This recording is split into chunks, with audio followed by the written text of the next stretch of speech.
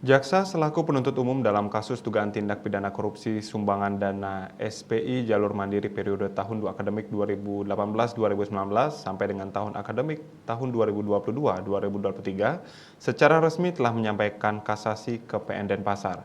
Bahkan memori kasasi juga sudah disampaikan.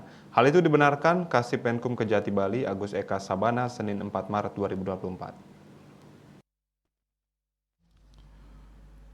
Eka Sabana mengatakan sudah menyerahkan memori kasasi ke PN Denpasar pada hari Senin tanggal 26 Februari 2024.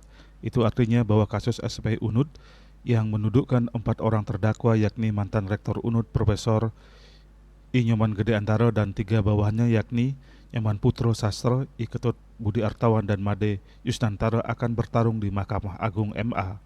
Sebagaimana diketahui dalam kasus SPI ini, Majelis Hakim Pengadilan Tipikor Denpasar membebaskan terdakwa dari segala tuntutan jaksa. Mereka dinilai tidak bersalah sebagaimana tuntutan jaksa. Sedangkan JPU menilai bahwa para terdakwa bersalah melakukan pemerasan hingga mereka dituntut berbeda-beda. Profesor Nyoman Gede Antaro dituntut 6 tahun penjara, Nyoman Putro Sastro 5 tahun, dan I. Ketut Budi Artawan serta Imade Yusnantaro masing-masing 4 tahun penjara.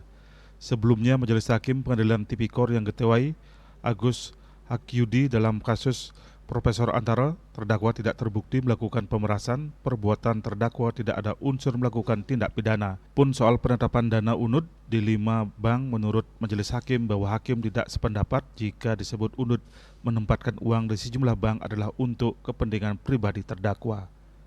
Miasa Bali Pos melaporkan.